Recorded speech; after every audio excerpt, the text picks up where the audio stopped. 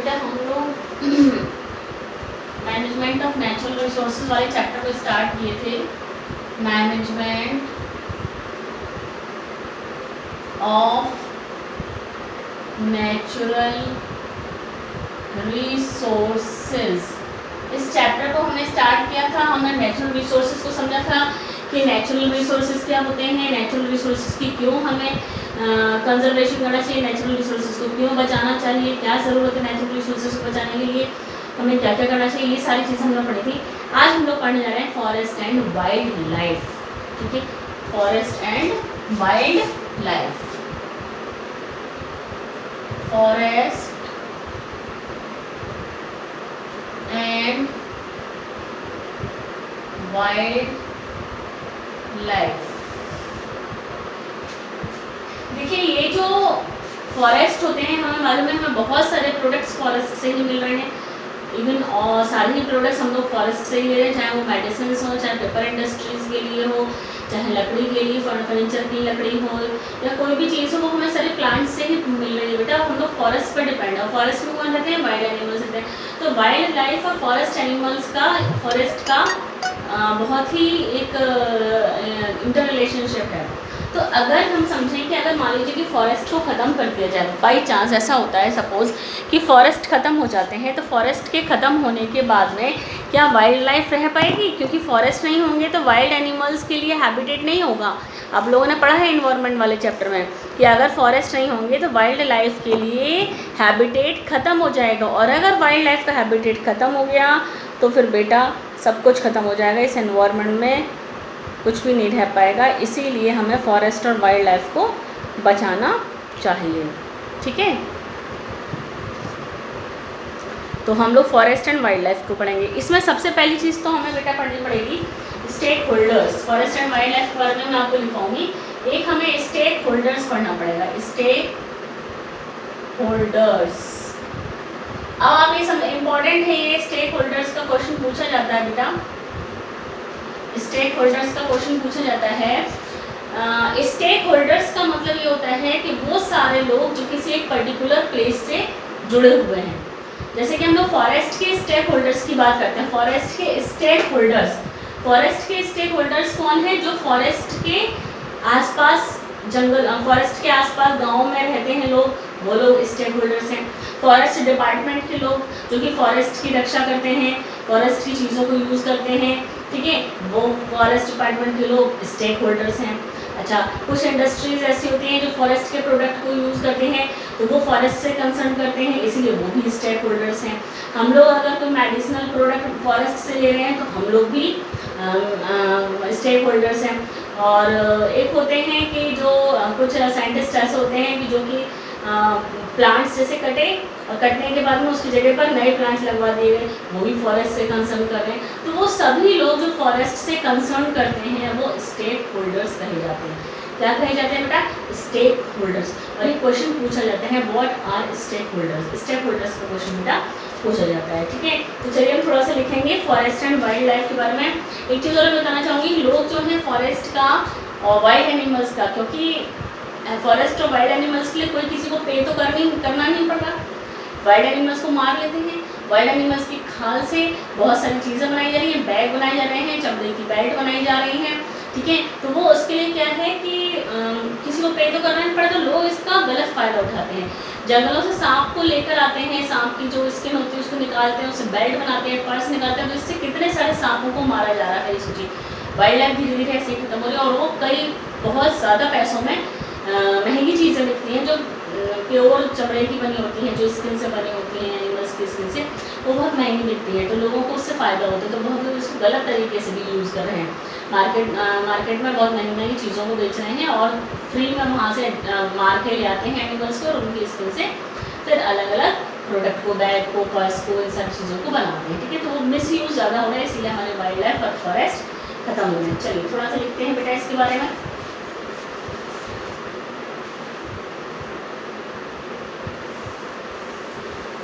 Forest and wildlife.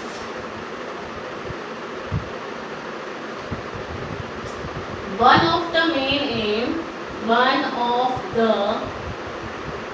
main aim, one of the main aim of the management of forest, of the management of forest and wildlife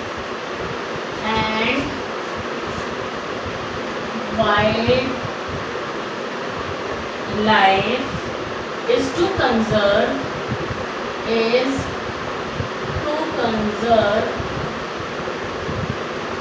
biodiversity, conserve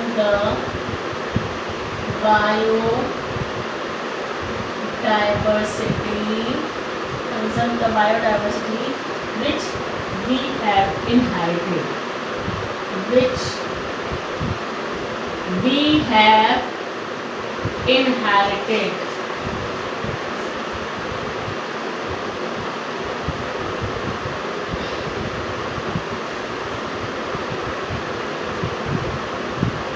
Inherited. This is because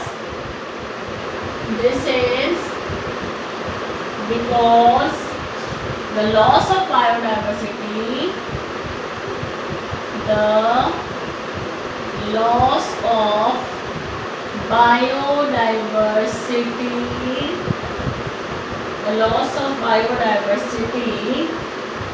leads to the loss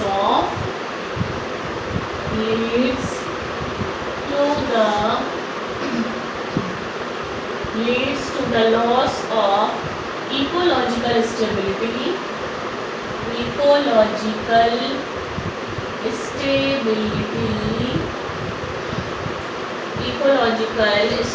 of the forest ecosystem, stability of the forest ecosystem. ठीक है, अब हम लोग heading डालते हैं. Heading डालिए stake holders. Stake holder की definition लिखिए बेटा. मैं बोल रही हूँ, डिक्टेट कर रही हूँ, आप डेफिनेशन लिखेंगे स्टेक होल्डर्स की. बेटा लिखिए stakeholders. A person with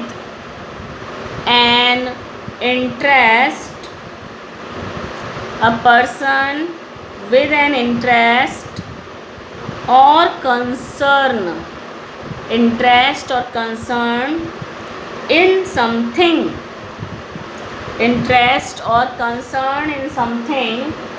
is called stakeholders.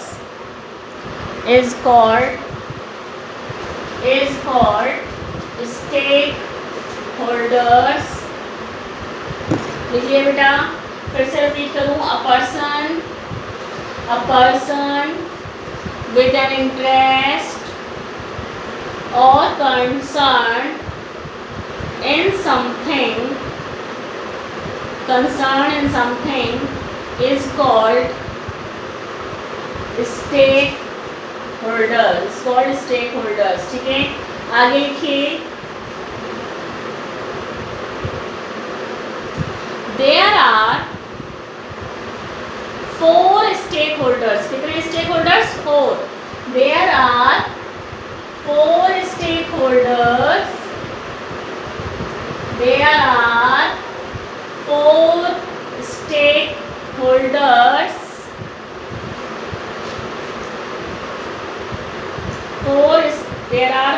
stakeholders in the forest. There are 4 stakeholders in the forest. Number one,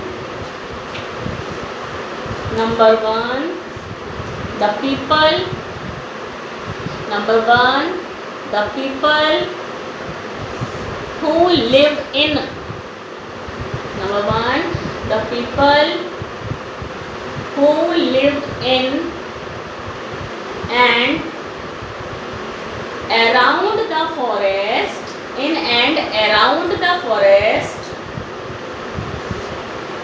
around the forest and are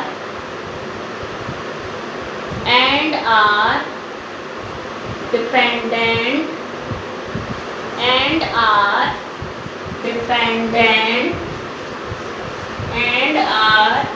dependent to some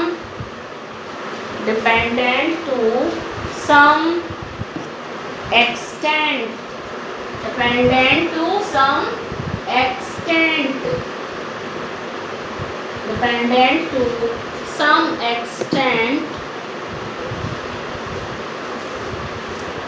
on forest produce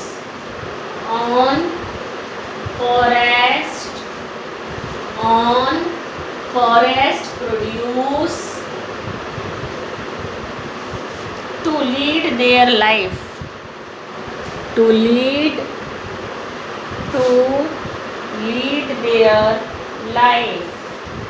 ठीक है बेटा।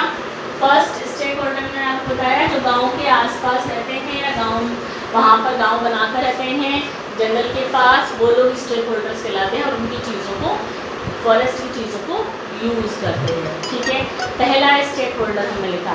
दूसरा stake holder लिखिए, second stake holders लिखिए बेटा। The forest department of the government, the forest department of the government, the forest department of the government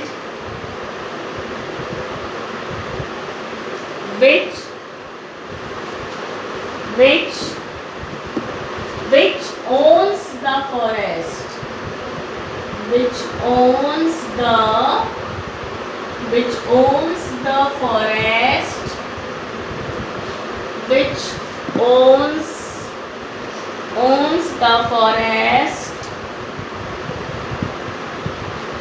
owns the forest land, owns the forest land, which owns the forest land and controls the resources and controls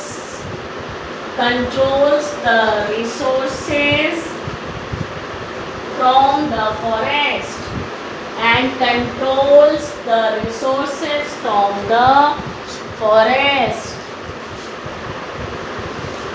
controls the resources from the forest। Third stakeholders लिखिए बेटा, दो stakeholders लिखिए, third stakeholders लिखिए, चार लिखने हैं हमको stake holders. दो लिख लिए आपने फॉरेस्ट डिपार्टमेंट के लोग और एक आपने लिखा फॉरेस्ट के आसपास रहने वाले लोग जो फॉरेस्ट के प्रोडक्ट को यूज करते हैं। दो स्टेक होल्डर्स लिखिए। थर्ड स्टेक होल्डर लिखिए the industrialist, third stakeholder लिखिए द इंडस्ट्रियलिस्ट, जो इंडस्ट्री चलाने वाले लोग होते हैं, industrialist, the industrialist who use various forest products, the industrialist who use various forest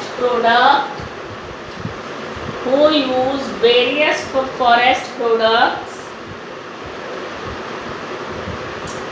for their factories। फिर से बोलिए बेटा, तीसरा स्टेक होल्डर लिखिए the industrialist who use various forest products for their factories such as wood for making paper, such as wood, WOOD, wood for making paper and furniture, for making paper and furniture and for making paper and furniture and tendu leaves for making bidis, bidi पीते हैं लोग, बीड़ी, ये question पूछा था। Tendu leaves use की जाती है बीड़ी बनाने के लिए। लोग बीड़ी पीते हैं ना बेटा, सिगरेट की जैसी जो बीड़ी होती है वो बीड़ी बनाने के लिए तेंदू लीव्स को यूज किया जाता है।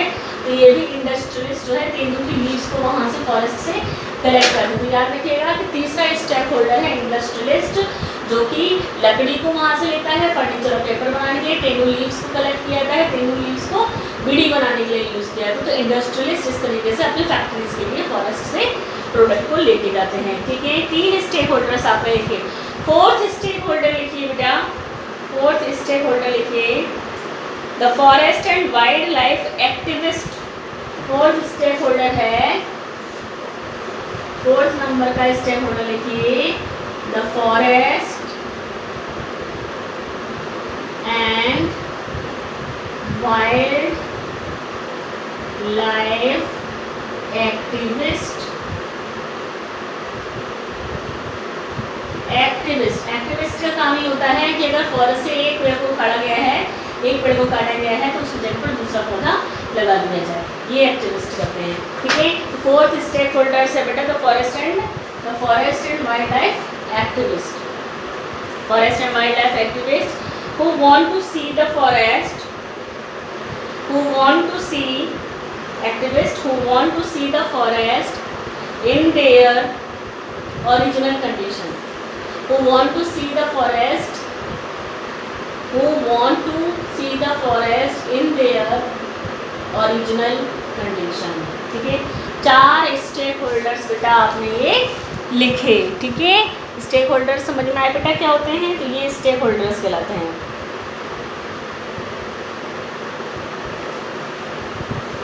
ठीक है,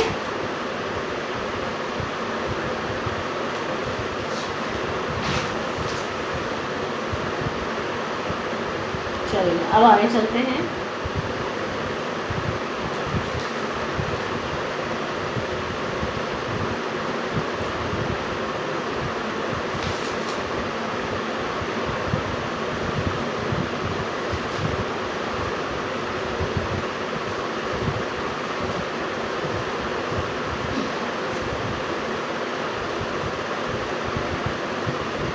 हमने स्टेक होल्डर्स के बारे में लिखा बेटा।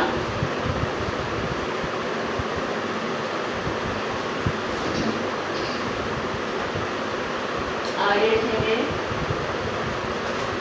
सिल्वीकल्चर, ये बताती हूँ मैं आपको। Silviculture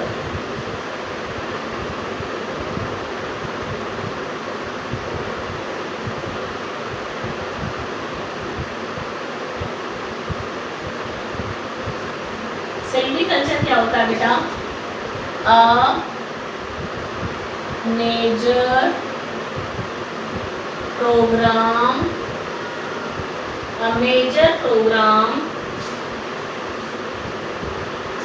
which has been a major program, ऐसे लिखिए, a major program called silviculture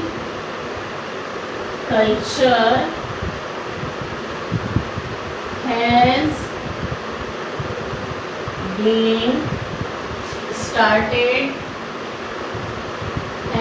been started to replenish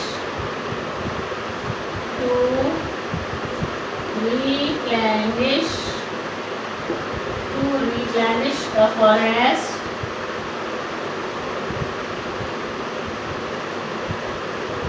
by growing more trees and plants. By growing more trees and plants.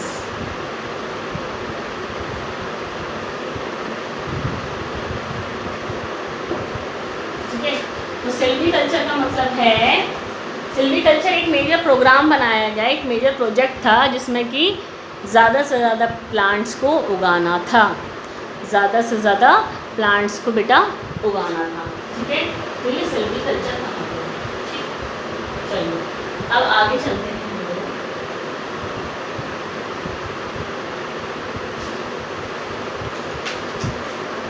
The case of khejri trees, next मैं पढ़ा रही हूँ आपको the case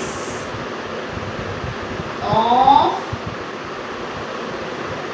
Khejri trees. Khejri trees important है बेटा, इसके बारे में पूछा जाता है। खेजड़ी ट्रीज का क्या है, खेजर अली गांव है ना, खेजर अली एक गांव है एक्चुअली। ये खेजर अली गांव जो है राजस्थान में है। खेजर अली गांव जो है वो जोधपुर में है, राजस्थान में जोधपुर में है। वहाँ पर खेजड़ी के पेड़ थे, तो फॉरेस्ट डिपार्टमेंट के लोग वहाँ पर खेजड़ी के ट्रीज को काटने के लिए आए। तो वहाँ पर बिश्नोई देवी एक थी, उन्होंने लेडी थी, उन्होंने क्या था, उनके साथ 300 लोगों ने सेक्रीफाइस कर दिया उन पेड़ों को बचाने के लिए। 300 लोगों ने उन पेड़ों को बचाने के लिए सेक्रीफाइस कर दिया था, ठीक है। खेजड़ी ट्रीज को काटने नहीं दिया था। तो वो 300 लोग करीबन मर गए थे वो खेजड़ी ट्रीज के चक्कर में।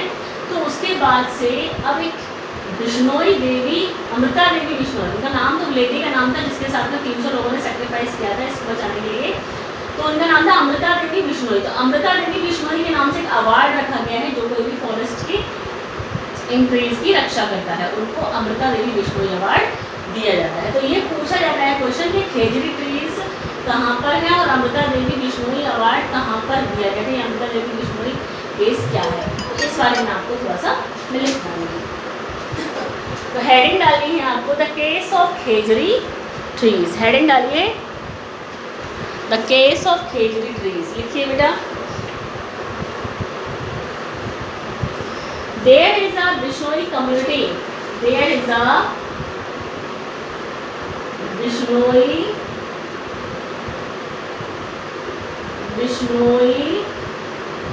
B-I-S-H-N-O-I Bishnoi B-I-S-H-N-O-I स्पेलिंग लिख लीजिए बेटा, हाँ जो काम नहीं कर रहा है। B-I-S-H-N-O-I The Bishnoi community, the Bishnoi B-I-S-H-N-O-I the Bishnoi community in Rajasthan. There is a Bishnoi community in Rajasthan for whom conservation of forest, for whom conservation of forest and wildlife has been a religious belief.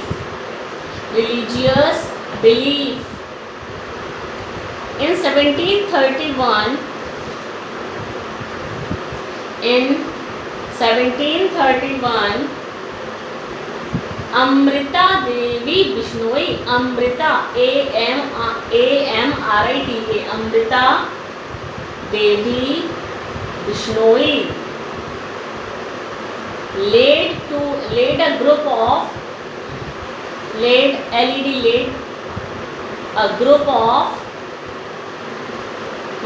group of 363 persons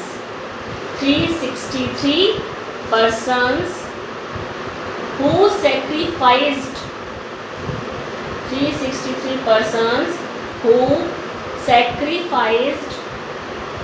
their lives, L-I-V-E-S, lives, sacrificed their lives for the protection of khejri trees, in Khejarli village. Khejarli भी spelling लिखिए बेटा, Khejarli village KHEJRALI Khejarli KHEJRALI Khejarli village near Jodhpur in Rajasthan.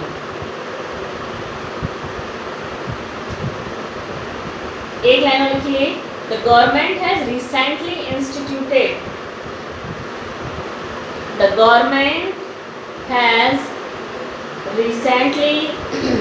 instituted an Amrita Devi Bishnoi and Amrita Devi Bishnoi national award, Amrita Devi Bishnoi national award for wildlife conservation, for wildlife conservation in the memory of Amrita Devi Bishnoi, in the memory of Amrita Devi Bishnoi। ठीक है बेटा, तो आज इतना ही काफ़ी है बेटा। Next तो ये अभी हमने क्या पढ़ा, केस ऑफ थियोसॉफीज। अब इस तरीके से दूसरा केस पढ़ना है, कौन सा, चिपको मूवमेंट आपने अगर पढ़ा, चिपको आंदोलन जिसको बोला है। नेक्स्ट हम लोग इसके बाद बेटा पढ़ेंगे चिपको आंदोलन, ठीक है।